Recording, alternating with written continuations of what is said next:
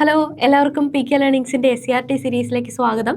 നമ്മൾ വേൾഡ് ഹിസ്റ്ററിയുമായിട്ട് ബന്ധപ്പെട്ടുകൊണ്ട് നമ്മുടെ പാഠപുസ്തകത്തിൽ കൊടുത്തിട്ടുള്ള ഓരോരോ ടോപ്പിക്കുകൾ പഠിച്ചു വന്നുകൊണ്ടിരിക്കുകയാണ് അല്ലേ. അപ്പോൾ വേൾഡ് ഹിസ്റ്ററിയിൽ നമുക്ക് ഇനി നോക്കാനുള്ള ടോപ്പിക് എന്ന് പറയുന്നത് ഹ്യൂമാനിസം അല്ലെങ്കിൽ മാനവികത എന്ന് പറയുന്നതാണ്. നമ്മുടെ 10ാം ക്ലാസ്സിലെ പാഠപുസ്തകത്തിനകത്തെ ഒന്നാമത്തെ ചാപ്റ്റർ ആയിട്ടാണ് ഈ മാനവികത എന്ന് പറയുന്ന ഒരു ചാപ്റ്റർ കൊടുത്തിരിക്കുന്നത്. പൊതുവേ നമുക്ക് ഹിസ്റ്ററി പഠിക്കുന്ന സമയത്ത് ഒരുപാട് ചോദ്യങ്ങളൊന്നും ചോദിക്കാത്ത ഒരു ഭാഗമാണിത്. പക്ഷേ SCRT പഠിക്കുക എന്നുള്ളൊരു പർപ്പസ് നമ്മുടെ മുന്നിലുള്ളതുകൊണ്ട് ഒന്നും വിട്ടുപോകാതെ ഇതുകൂടെ നമുക്ക് ഇൻക്ലൂഡ് ചെയ്ത് പഠിച്ചു പോകാം. റെഡിയല്ലേ? അപ്പോൾ ഈ ഒരു പാഠഭാഗം ആരംഭിക്കുന്നത് ഇത്തരത്തിലുള്ളൊരു കോട്ട് പറഞ്ഞുകൊണ്ടാണ്. അറിവിൻ്റെ നിരാസം നന്മയുടെ നിരാസം തന്നെയാണ്. നന്മയുടെ ജ്വാലയാൽ പ്രകാശിതമാക്കപ്പെട്ട ബുദ്ധിക്ക് ആ ജ്വാലയെ സ്നേഹിക്കാതിരിക്കാനാവില്ല. സ്നേഹം അറിവിൻ്റെ മാത്രം സന്തതിയാണ്. യുക്തിചിന്ത ശരിയായ ഇച്ഛയുടെ മാർഗദർശിയും. നമ്മെ മോക്ഷത്തിലേക്ക് നയിക്കുന്നതും യുക്തി തന്നെ എന്നാണ് ഈ ഒരു ചാപ്റ്റർ തുടങ്ങുമ്പോൾ കൊടുത്തിട്ടുള്ള ആ ഒരു കാര്യം എന്ന് പറയുന്നത്. 13ാം നൂറ്റാണ്ടിൽ ഇംഗ്ലണ്ടിൽ ജീവിച്ചിരുന്ന ശാസ്ത്രചിന്തകനായിട്ടുള്ള റോജർ ബേക്കൺ എന്ന് പറയുന്ന വ്യക്തി പറഞ്ഞിട്ടുള്ള വാക്കുകളാണ് ഈ പാഠപുസ്തകത്തിൻ്റെ തുടക്കത്തിൽ നമ്മളിപ്പോൾ കണ്ട അതിൽ പറഞ്ഞേക്കുന്നത്.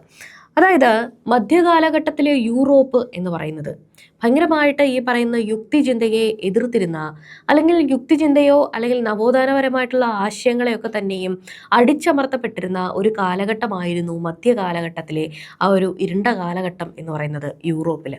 പിന്നെ അവിടെ നിന്നും അവിടെയുള്ള കലാകാരന്മാർ, യുക്തിചിന്തകർ അല്ലെങ്കിൽ മനുഷ്യരൊക്കെ തന്നെയും ആ ഒരു കാലഘട്ടത്തിനെ അതിജീവിച്ച, വീണ്ടും കലയും അതേപോലെ മാനവികതയും ഒക്കെ തിരിച്ചു കൊണ്ടുവന്ന ആ ഒരു കാലഘട്ടമാണ്. ആ ഒരു സമയത്തുള്ള കുറേയധികം കൃതികളൊക്കെയാണ് ഈ ഒരു പാഠഭാഗത്ത് നമുക്ക് പഠിക്കാനായിട്ടുള്ളത്. അപ്പോൾ യുക്തിചിന്ത, അറിവ്, സ്നേഹം ഇവയുടെയൊക്കെ പ്രാധാന്യത്തെക്കുറിച്ച് പറയുന്ന ഒരു ഭാഗമാണ് നമുക്കിവിടെ കൊടുത്തിട്ടുള്ളത്. ഇവിടെ പരാമർശിക്കുന്നത് ഇദ്ദേഹം ജീവിച്ചിരുന്ന ആ ഒരു കാലഘട്ടത്തിൽ, അതായത് മധ്യകാലഘട്ടത്തിലുള്ള യൂറോപ്പിൽ അധികാരികൾ യുക്തിചിന്തയെ നിഷേധിച്ചിരുന്നു. റോജർ ബേക്കണിനെ പോലെയുള്ള ചിന്തകർ അന്ന് നിലവിലുണ്ടായിരുന്ന ആ ഒരു ഫ്യൂഡൽ അധികാര വ്യവസ്ഥയെയും അതിൻ്റെ ആശയങ്ങളെയും ഒക്കെ തന്നെയും ചോദ്യം ചെയ്തു. ഇതിൻ്റെ ഫലമായിട്ട് ഇത്തരത്തിൽ ചോദ്യം ചെയ്യുമ്പോൾ ആ ഒരു ഫ്യൂഡൽ അധികാരികൾക്ക് അത് തീരെ രസിക്കുകയല്ല അല്ലേ. അതുകൊണ്ട് തന്നെ അവരിൽ പലരും, ഈ ചോദ്യം ചെയ്തവരിൽ പലരും ഈ അധികാരികളുടെ ക്രൂരമായിട്ടുള്ള പീഡനത്തിനും അതേപോലെ ജയിൽവാസത്തിനും ഒക്കെ തന്നെയും വിധേയരായി. ചിലർക്ക് ജീവൻ തന്നെ നഷ്ടപ്പെടുകയുണ്ടായി. പിൽക്കാലത്ത് ഈ ഗതികളൊക്കെ മാറി മറിയാൻ തുടങ്ങി. ആ കാലഘട്ടമാണ് നവോത്ഥാന കാലഘട്ടം എന്ന് പറയുന്നത്. അപ്പോൾ എന്താണ് നവോത്ഥാനം അല്ലെങ്കിൽ റിനൈസൻസ് എന്ന് പറയുന്നത്? റിനൈസൻസ് എന്ന് വെച്ച് കഴിഞ്ഞാൽ പുനർജനി എന്നാണ് അർത്ഥം. മധ്യകാലഘട്ടത്തിൽ ആധുനിക കാലഘട്ടത്തിലേക്കുള്ള ഒരു മാറ്റത്തെയാണ് ഈ നവോത്ഥാനം അല്ലെങ്കിൽ പുനർജനി എന്നുള്ളത് കൊണ്ട് ഉദ്ദേശിക്കുന്നത്. മധ്യകാലഘട്ടത്തിൽ നിന്നും ആധുനിക കാലഘട്ടത്തിലേക്ക്, പുതിയ കാലഘട്ടത്തിലേക്കുള്ള ഒരു മാറ്റമാണ് നവോത്ഥാനം എന്ന് പറയുന്നത്. അപ്പോൾ റോജർ ബേക്കണും അദ്ദേഹം രചിച്ചിട്ടുള്ള കുറേ കാര്യങ്ങളും അദ്ദേഹത്തിൻ്റെ ആ ഒരു വരച്ച ഡയഗ്രങ്ങളുമൊക്കെ നമ്മുടെ പാഠപുസ്തകത്തിനകത്ത് ഇത്തരത്തിൽ കൊടുത്തിട്ടുണ്ട്. അപ്പോൾ എന്താണ് ഈ കാലഘട്ടത്തിൽ ഉണ്ടായിരുന്ന, അതായത് മാനവികതയിലേക്ക് മനുഷ്യൻ വരാനുണ്ടായ ആ ഒരു കാരണം, അല്ലെങ്കിൽ ഈ പറയുന്ന മധ്യകാലഘട്ടത്തിനെ അതിജീവിച്ചുകൊണ്ട് മനുഷ്യൻ എങ്ങനെയാണ് ഈ ആധുനിക കാലഘട്ടത്തിലേക്കുള്ള ആ ഒരു ട്രാൻസിഷൻ പീരീഡിലേക്ക് കടന്നു വന്നത് എന്ന് നമുക്ക് നോക്കാം. മനുഷ്യ കേന്ദ്രീകൃതമായിട്ടുള്ള കാഴ്ചപ്പാടാണ് മാനവികത എന്ന് പറയുന്നത്, ഹ്യൂമൻ സെൻറ്റേർഡ് സൊസൈറ്റി എന്ന് പറയുന്നത്. അതിനു മുൻപ് ഈ പറയുന്ന ഫ്യൂഡൽ അധികാരികൾ പള്ളികളെ, ചർച്ചുകളെ, അതേപോലെ തന്നെ പുരോഹിതന്മാരെയും ഒക്കെ തന്നെയും സെൻറ്റേർഡ് ആക്കിക്കൊണ്ട് ഈ അവരുടെയൊക്കെ ആശയങ്ങളെയും അവരുടെയൊക്കെ താല്പര്യങ്ങളെയും മാത്രം ആ നാട്ടിൽ അടിച്ചേൽപ്പിച്ചിരുന്നു. യുക്തിപരമായിട്ടുള്ള ചിന്തയെ അല്ലെങ്കിൽ കലാപരമായിട്ടുള്ള ചിന്തയൊക്കെ തന്നെയും ഇത്തരത്തിലുള്ള പള്ളികളെയോ അല്ലെങ്കിൽ വിശ്വാസങ്ങളെയോ ഒക്കെ സംബന്ധിച്ചുകൊണ്ടായിരിക്കണം എന്നുള്ളൊരു കാര്യമായിരുന്നു ഉണ്ടായിരുന്നത്. സയൻസ് അല്ലെങ്കിൽ ശാസ്ത്രീയപരമായിട്ടുള്ള ചിന്തകൾ ഇതിനെയൊക്കെ അടിച്ചമർത്തിയിരുന്നു. അപ്പോൾ ആ ഒരു കാലഘട്ടത്തിൽ നിന്നും ഹ്യൂമൻ സെൻറ്റേർഡ് ആയിട്ടുള്ള ഒരു സൊസൈറ്റിയിലേക്ക്, മനുഷ്യനാണ് സെൻറ്റർ എന്ന് പറയുന്ന ഒരു ദർശനത്തിലേക്ക് എത്തിപ്പെടുക എന്നുള്ളതൊരു കാരണമായിരുന്നു. നഗരജീവിതത്തിൻ്റെ വളർച്ച, അതായത് ഈ പറയുന്ന ട്രേഡും കാര്യങ്ങളൊക്കെ വികസിച്ച് കഴിഞ്ഞപ്പോഴത്തേക്കിനും സിറ്റികൾ വികസിക്കാനായിട്ട് തുടങ്ങി. മറ്റ് പ്രദേശങ്ങളിൽ നിന്നുമുള്ള ആശയങ്ങൾ സഞ്ചാരികളിലൂടെയും ഒക്കെ തന്നെയും എത്തിപ്പെടാനായിട്ട് തുടങ്ങി. ഇതൊക്കെ ഒരു കാര്യമായി. അതോടൊപ്പം തന്നെ നമുക്ക് വായിക്കാം കച്ചവടത്തിൻ്റെ പുരോഗതി എന്ന് പറയുന്ന ഒരു കാരണം, ദേശരാഷ്ട്രങ്ങളുടെ വളർച്ച, ഇതുകൂടാതെ വ്യക്തി സ്വാതന്ത്ര്യം എന്നൊന്നുണ്ടെന്നും ഓരോ വ്യക്തിക്കും ഈ പറയുന്ന പേഴ്സണൽ ഫ്രീഡം എന്ന് പറയുന്നൊരു കാര്യമുണ്ടെന്നുമുള്ള ആ ഒരു ബോധത്തിൻ്റെ ഒരു ഉദയം, പിന്നെ യുക്തിചിന്തയുടെ വളർച്ച, മതേതര മൂല്യങ്ങളുടെ വ്യാപനം, പണാധിഷ്ഠിതമായിട്ടുള്ള സമ്പദ്ഘടന, പ്രാദേശിക ഭാഷകൾക്ക് ലഭിച്ചിട്ടുള്ള പ്രാധാന്യം, വെർണാക്കുലർ ലിറ്ററേച്ചറിന് ലഭിച്ചിട്ടുള്ള പ്രാധാന്യം, കലാ ശാസ്ത്ര രംഗങ്ങളിൽ ഉണ്ടായിട്ടുള്ള മാറ്റങ്ങൾ, ഇവയൊക്കെയാണ് മധ്യകാല യൂറോപ്പിനെ നവോത്ഥാനത്തിലേക്ക് നയിച്ചിട്ടുള്ള പ്രധാനപ്പെട്ട ഫാക്ടറുകൾ എന്ന് പറയുന്നത്. മാനവികത അഥവാ ഹ്യൂമാനിസം ആയിരുന്നു നവോത്ഥാനത്തിന്റെ അന്തസത്ത എന്ന് പറയുന്നത്. നവോത്ഥാനത്തിനെ മുന്നോട്ട് കൊണ്ടുപോയിട്ടുള്ള അല്ലെങ്കിൽ നവോത്ഥാനത്തിന്റെ ബേസിക് ആയിട്ടുള്ള ആശയം എന്ന് പറയുന്നത് തന്നെ മനുഷ്യനാണ് സെന്റർ. മനുഷ്യന്റെ വ്യക്തി സ്വാതന്ത്ര്യവും യുക്തിചിന്തയും അല്ലെങ്കിൽ മനുഷ്യന് സ്വന്തമായിട്ട് നടക്കാനുള്ള വ്യക്തി സ്വാതന്ത്ര്യവും ഇല്ലാണ്ട് വേറെ എന്താണ് ഉള്ളത്? മനുഷ്യനാണ് സെന്റർ എന്ന് കരുതുന്ന ആ ഒരു ചിന്താ രീതിയാണ് ഹ്യൂമാനിസം എന്ന് പറയുന്നത്. അതായിരുന്നു നവോത്ഥാനത്തിന്റെ അന്തസത്തയും. യുക്തിചിന്ത, വ്യക്തി സ്വാതന്ത്ര്യം, മതനിരപേക്ഷത, ശാസ്ത്രീയ മനോഭാവം ഇവയൊക്കെ ഈ കാലഘട്ടത്തിൽ വളർന്നു വരാനായിട്ട് തുടങ്ങി. ഈ സമയത്ത് പ്രധാനമായിട്ടും നവോത്ഥാനം വളരാനായിട്ടുള്ള ആ ഒരു വളക്കൂറുള്ള മണ്ണായിട്ട് മാറിയത് ഇറ്റലി ആയിരുന്നു. ഇന്നും ആ കാലഘട്ടത്തിൽ ഉണ്ടാക്കിയിട്ടുള്ള ഒരുപാട് വാസ്തുവിദ്യാ ശില്പങ്ങൾ, അതേപോലെ കെട്ടിടങ്ങൾ, ഇത് കൂടാതെ ചിത്രങ്ങൾ, ഇവയൊക്കെ കൊണ്ട് സമ്പന്നമാണ് ഇറ്റലിയുടെ ആ ഒരു കലാപരമായിട്ടുള്ള ചരിത്രം എന്ന് പറയുന്നത്. അപ്പോൾ പുരാതന ഗ്രീക്കോ റോമൻ സംസ്കാരങ്ങളുടെ പൈതൃകമാണ് അന്ന് കാലത്തെ ഇറ്റലിക്ക് ഉണ്ടായിരുന്നത്. ഇതാണ് ആ ഒരു പ്രദേശം എന്ന് പറയുന്നത്. വാണിജ്യ പുരോഗതിയും നഗരങ്ങളുടെ വളർച്ചയും ഒക്കെ ഇറ്റലിയെ നവോത്ഥാനത്തിന്റെ ഒരു പ്രദേശമാക്കാനായിട്ട് കാരണമായി. അന്നത്തെ ആ പ്രധാനപ്പെട്ട സ്ഥലങ്ങൾ എന്ന് പറയുന്നത് ഫ്ലോറൻസ്, വെനീസ്, മിലാൻ തുടങ്ങിയവയായിരുന്നു. ഈ പറയുന്ന മാപ്പിനകത്ത് അവയൊക്കെ കൊടുത്തിട്ടുണ്ട്. സമ്പന്ന കുടുംബങ്ങൾ ഈ പറയുന്ന കലാപരമായിട്ടുള്ള ആളുകളെ, കലാകാരന്മാരെ ഒക്കെ തന്നെ പ്രോത്സാഹിപ്പിച്ചു. ഹ്യൂമൻ സെന്റേർഡ് ആയിട്ടുള്ള ചിന്തകളെയും എന്ത് ചെയ്യാനായിട്ട് തുടങ്ങി? ഈ സമ്പന്ന കുടുംബങ്ങൾ പ്രോത്സാഹിപ്പിക്കാനായിട്ട് തുടങ്ങി. അതിൻ്റെ ഉദാഹരണമാണ് മെഡീസി കുടുംബം എന്ന് പറയുന്നത്. അന്നത്തെ ഏറ്റവും പ്രധാനപ്പെട്ട ഇറ്റാലിയൻ കുടുംബങ്ങളാണ് മെഡിച്ചി, അതേപോലെ സ്ഫോർസ, ഫർണീസി, ഒർസിനി, വിസ്കൊന്തി എന്നൊക്കെ പറയുന്നത്. അന്ന് കാലഘട്ടത്തിൽ വളർന്നു വന്നിട്ടുള്ള പ്രധാനപ്പെട്ട നഗരങ്ങളാണ് ഫ്ലോറൻസ്, മിലാൻ, പാർമ, നേപ്പിൾസ് തുടങ്ങിയിട്ടുള്ള പ്രധാനപ്പെട്ട നഗരങ്ങളൊക്കെ തന്നെ. ഇതുകൂടാതെ ഇറ്റലിയെ നവോത്ഥാനത്തിന്റെ ഒരു സെന്ററായിട്ട് ഇറ്റലി മാറാൻ കാരണമായിട്ടുള്ള മറ്റ് പ്രധാനപ്പെട്ട കാരണങ്ങളാണ്. ഒന്ന്, കോൺസ്റ്റാന്റിനോപ്പിളിന്റെ പതനം. 1453 കോൺസ്റ്റാന്റിനോപ്പിളിന്റെ പതനം സംഭവിച്ചു. ഗ്രീക്ക് പണ്ഡിതന്മാരൊക്കെ ഇറ്റലിയിലേക്ക് പലായനം ചെയ്യേണ്ടതായിട്ട് വന്നു കോൺസ്റ്റാന്റിനോപ്പിളിന്റെ പതനം മൂലം. അതുകൊണ്ട് തന്നെ ഈ പണ്ഡിതന്മാർ വന്നു ചേരുകയും ഈ പറയുന്ന ഇറ്റലിയുടെ സാംസ്കാരികപരമായിട്ടുള്ള കാര്യങ്ങളിലൊക്കെ തന്നെയും മാറ്റങ്ങൾ സംഭവിക്കുകയും ചെയ്തു. ഇതുകൂടാതെ കുരിശുയുദ്ധങ്ങൾ വഴി ഉണ്ടായിട്ടുള്ള സാംസ്കാരികമായിട്ടുള്ള വിനിമയവും ഒരു കാരണമായി. ഇപ്പം എന്താണ് കുരിശുയുദ്ധങ്ങൾ എന്ന് പറയുന്നത്? വിശുദ്ധ നാടായിട്ട് കരുതപ്പെടുന്ന ജെറുസലേം എന്ന് പറയുന്ന പ്രദേശത്തിന് വേണ്ടി ഇസ്ലാം മതസ്ഥരും ക്രൈസ്തവരും തമ്മിൽ നടന്നിട്ടുള്ള യുദ്ധങ്ങളാണ് കുരിശു യുദ്ധങ്ങൾ എന്ന് പറയുന്നത്. ഏഷ്യയുടെയും യൂറോപ്പിൻ്റെയും രാഷ്ട്രീയ, സാമൂഹിക, സാമ്പത്തിക ജീവിതത്തിൽ കുരിശു യുദ്ധങ്ങൾ നിർണായകമായിട്ടുള്ള സ്വാധീനം ചെലുത്തിയിട്ടുണ്ട്. CE 11 നൂറ്റാണ്ട് മുതൽ CE 13 നൂറ്റാണ്ട് വരെയായിരുന്നു കുരിശു യുദ്ധങ്ങളുടെ കാലഘട്ടം. ഈ കുരിശു യുദ്ധം മൂലം ഉണ്ടായിട്ടുള്ള സാംസ്കാരിക വിനിമയവും ഈ പറയുന്ന ഇറ്റലിയെ നവോത്ഥാനത്തിലേക്ക് നയിക്കുന്ന ഒരു പ്രധാനപ്പെട്ട കാരണമായിട്ട് മാറി. മറ്റൊരു പ്രധാനപ്പെട്ട കാരണമായിരുന്നു ബ്ലാക്ക് ഡെത്ത് എന്ന് പറയുന്നത്. 1343 1351 ഇടയിൽ യൂറോപ്പ് ആകെ പടർന്നു പിടിച്ചിട്ടുള്ള, യൂറോപ്പിനെ ഭീതിയിൽ ആഴ്ത്തിയിട്ടുള്ള ഒരു ദാരുണമായ സംഭവമായിരുന്നു ബ്ലാക്ക് ഡെത്ത് എന്നറിയപ്പെടുന്ന പ്ലേഗ് മഹാമാരി. കപ്പലുകളിലെ എലികളിൽ ഉണ്ടായിരുന്ന ചെള്ളുകൾ വഴിയാണ് പ്ലേഗ് പകരുന്നത്. അപ്പം നമ്മൾ ലൈഫ് സയൻസിൽ പഠിക്കൂല്ലേ, പ്ലേഗ് പകരാൻ കാരണമായിട്ടുള്ളത് എലിച്ചെള്ളാണ് എന്ന് പഠിക്കാറുണ്ട് അല്ലേ. ഈ കപ്പലുകളിലൂടെയൊക്കെ ഈ വ്യാപാര ബന്ധങ്ങളും കടലിലൂടെയുള്ള ആ ഒരു നാവിഗേഷനും ഒക്കെ വ്യാപകമായപ്പോൾ ഈ കപ്പലിൻ്റെ അടിത്തട്ടിലൊക്കെയുള്ള പ്രദേശങ്ങളിൽ ജീവിച്ചുകൊണ്ടിരുന്ന എലികളിലുള്ള ചെള്ളുകൾ മൂലം ഈ പറയുന്ന പ്ലേഗ് ഉണ്ടാവാൻ തുടങ്ങി. ഈ പ്ലേഗ് പല പ്രദേശങ്ങളിലേക്ക് വ്യാപിക്കാനായിട്ടും തുടങ്ങി. ശരീരത്തിലെ കറുത്ത കുമിളകൾ പ്രത്യക്ഷപ്പെടുന്നത് കൊണ്ട് തന്നെ പ്ലേഗിനെ കറുത്ത മരണം എന്നായിരുന്നു വിളിച്ചു പോന്നിരുന്നത്. ഈ പറയുന്ന പ്ലേഗ് എങ്ങനെയാണ് നവോത്ഥാനത്തിന് കാരണമായിട്ട് മാറിയത്? അന്ന് നിലവിലുണ്ടായിരുന്ന മരുന്നുകളൊക്കെ തന്നെയും ഈ പറയുന്ന പ്ലേഗിന്റെ മുന്നിൽ പരാജയപ്പെടുകയാണ് ചെയ്യുന്നത്. അങ്ങനെ പരാജയപ്പെട്ടതോടുകൂടി ജനങ്ങൾ എന്ത് ചെയ്തു? പുരാതന ഗ്രീക്ക് റോമൻ വൈദ്യശാസ്ത്രത്തെക്കുറിച്ച് കൂടുതൽ പഠിക്കാനായിട്ട് തുടങ്ങി.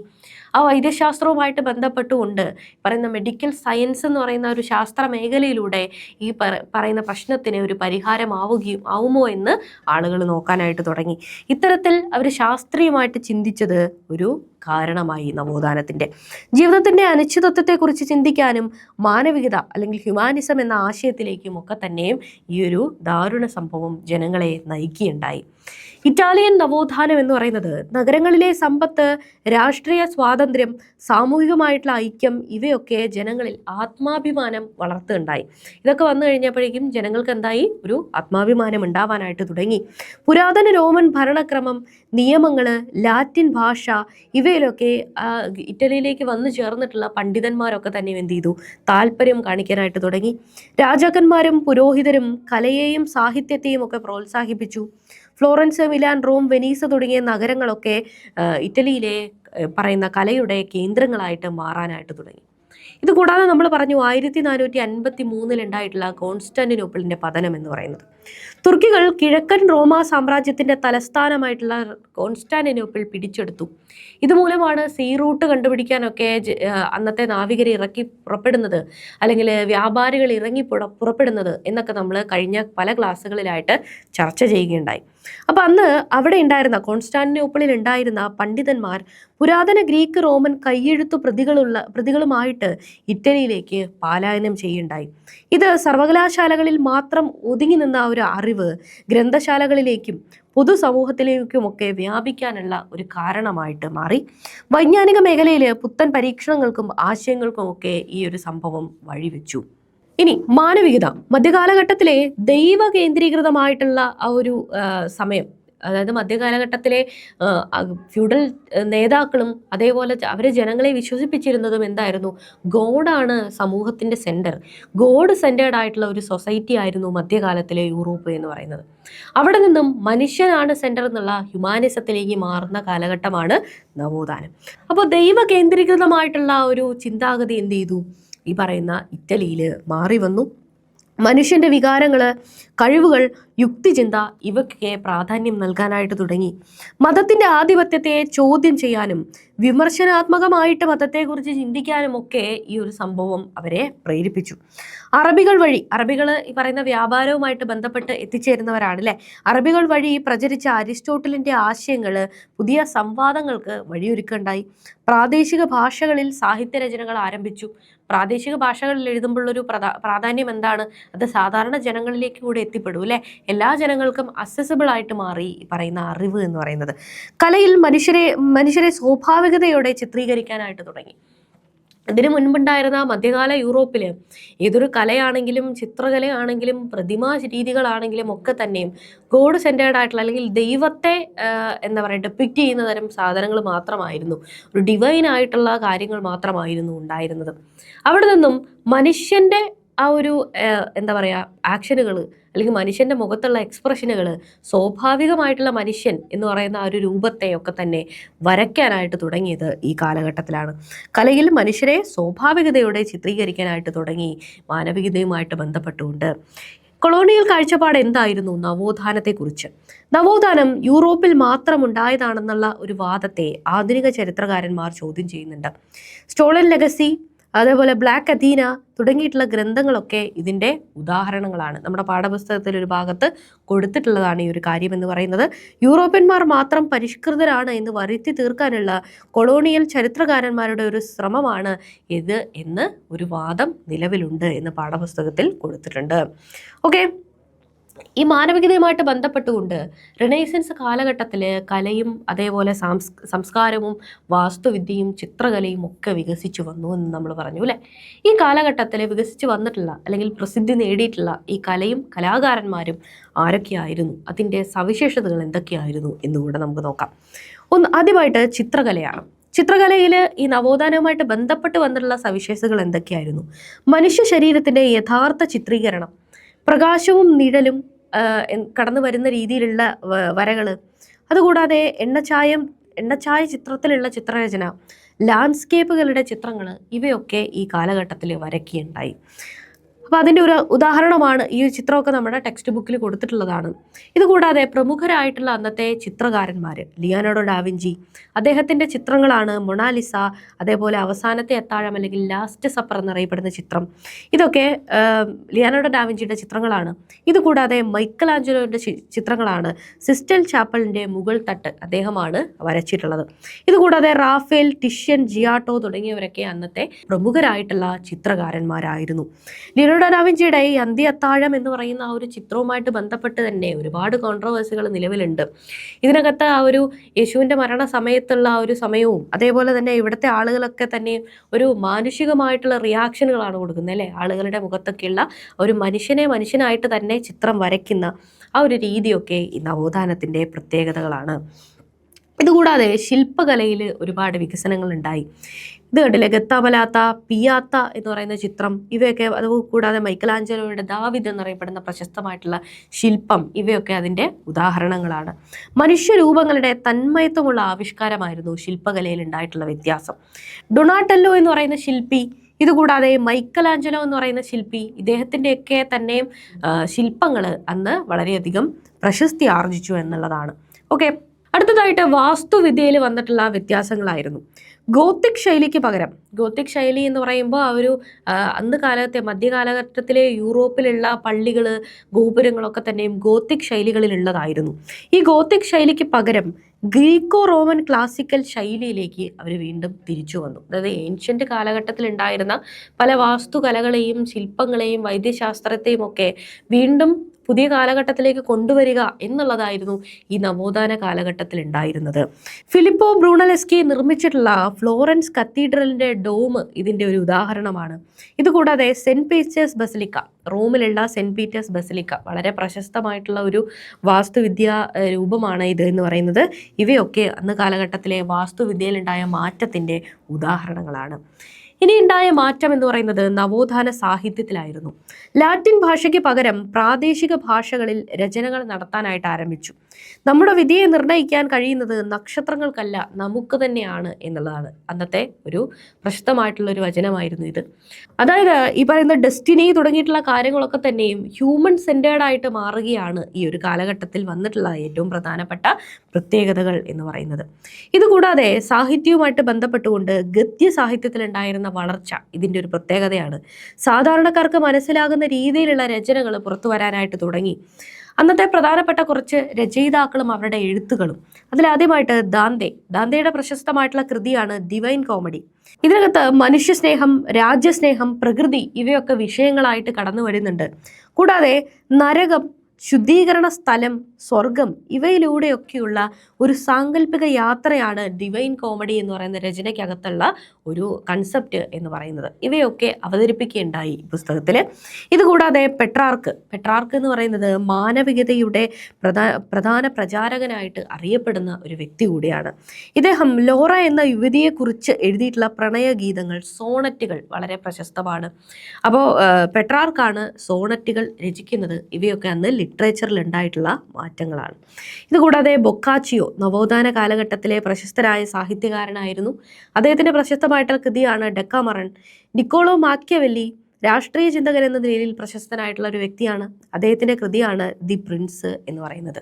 അന്നത്തെ പ്രധാനപ്പെട്ട സാഹിത്യകാരന്മാർ Erasmus, the praise of folly, അദ്ദേഹത്തിൻ്റെ രാജ്യം നെതർലാൻഡാണ്. ജെഫ്രി ചോസറിൻ്റെ കാൻറ്റർബറി ടെയിൽസ്, കാൻറ്റർബറി കഥകൾ, തോമസ് മൂറിൻ്റെ ഉട്ടോപ്പിയ, മിഗ്വൽ ദെ സെർവാന്തെ അദ്ദേഹത്തിൻ്റെ ഡോൺ ക്വിസോട്ട്, അതുകൂടാതെ ഫ്രാൻസ റാബലയുടെ ഗാർവൻറ്റുവയും പാൻഡഗ്രൂലും തുടങ്ങിയിട്ടുള്ള രചനകൾ, ഇവയൊക്കെ അന്ന് കാലഘട്ടത്തിൽ നവോത്ഥാന കാലഘട്ടത്തിൽ പുറത്തു വന്നിട്ടുള്ള രചിക്കപ്പെട്ടിട്ടുള്ള കൃതികളാണ്. ആ സമയത്ത് വന്നിട്ടുള്ള മറ്റൊരു പ്രധാനപ്പെട്ട കാര്യമാണ് അച്ചടി യന്ത്രത്തിൻ്റെ ആ ഒരു കണ്ടെത്തൽ എന്ന് പറയുന്നത്. ജൊഹാനസ് ഗുട്ടൻബർഗ് 1450 അച്ചടി യന്ത്രം കണ്ടെത്തുന്നത്. ഈ അച്ചടിയന്ത്രം കണ്ടെത്തിയതോടുകൂടി അറിവ് സാധാരണക്കാരിലേക്ക് കൂടി എത്താനായിട്ട് ഇത് സഹായിച്ചു. അച്ചടിയന്ത്രത്തിലൂടെ ഒരുപാട് അധികം പുസ്തകങ്ങൾ അല്ലെങ്കിൽ രചനകളൊക്കെ അച്ചടിക്കാനായിട്ട് പറ്റും. അങ്ങനെ അതിൻ്റെ എണ്ണം കൂടുകയും അത് ഒരുപാട് ആളുകളിലേക്ക് എത്തിപ്പെടാനും ഒക്കെ കാരണമായിട്ട് മാറി അച്ചടിയന്ത്രത്തിൻ്റെ കണ്ടെത്തൽ എന്ന് പറയുന്നത്. അതോടൊപ്പം തന്നെ നോക്കേണ്ടതാണ് ചരിത്രരചനയും സാഹിത്യവും. ദൈവത്തിന് പകരം മനുഷ്യന് പ്രാധാന്യം നൽകിക്കൊണ്ടുള്ളതായിരുന്നു ചരിത്ര രചന അന്ന് നടത്തിയിട്ടുള്ളത് എന്ന് പറയുന്നത്. ലിയനാർഡോ ബ്രൂണി, ഫ്ലാവിയോ ബിയോണ്ടോ എന്നിവർ ആധുനിക ചരിത്ര രചനയ്ക്ക് തുടക്കമിട്ടു. ഗോഡ് സെന്റേർഡ് അല്ലെങ്കിൽ ദൈവത്തെ കുറിച്ചിട്ടുള്ള ഇതിഹാസങ്ങൾ രചിക്കുന്നതിനെക്കാട്ടി കൂടുതൽ മനുഷ്യൻ എന്ത് ചെയ്തു, മനുഷ്യനെ കുറിച്ചിട്ടുള്ള കാര്യങ്ങളൊക്കെ തന്നെ ചരിത്രത്തിൽ രേഖപ്പെടുത്താനായിട്ട് തുടങ്ങി. ഇതായിരുന്നു ചരിത്ര രചനയിൽ വന്നിട്ടുള്ള ഒരു മാറ്റം എന്ന് പറയുന്നത്. ഇതുകൂടാതെ ശാസ്ത്രം, മധ്യകാല യൂറോപ്പിൽ ശാസ്ത്രവുമായിട്ട് ബന്ധപ്പെട്ട് ഒരുപാട് പ്രശ്നങ്ങൾ ഉണ്ടായിരുന്നു. ശാസ്ത്രീയപരമായിട്ടുള്ള ചിന്തകളെയൊക്കെ ക്രൂരമായിട്ട് തന്നെ അടിച്ചമർത്തി പോന്നിരുന്നു. ആ ഒരു സംഭവത്തിന് കുറെ കഴിഞ്ഞപ്പോൾ മാറ്റം വരികയുണ്ടായി. നിരീക്ഷണത്തിനും പരീക്ഷണത്തിനുമൊക്കെ പ്രാധാന്യം നൽകുന്നതായിരുന്നു അന്നത്തെ ശാസ്ത്രീയ രചന എന്ന് പറയുന്നത്. ഇതുകൂടാതെ ജ്യോതിശാസ്ത്രത്തില് കോപ്പർനിക്കസ് സൂര്യകേന്ദ്ര സിദ്ധാന്തം, ഹീലിയോസെൻട്രിക് തിയറി എന്ന് പറയുന്ന ഒരു തിയറി അവതരിപ്പിച്ചു.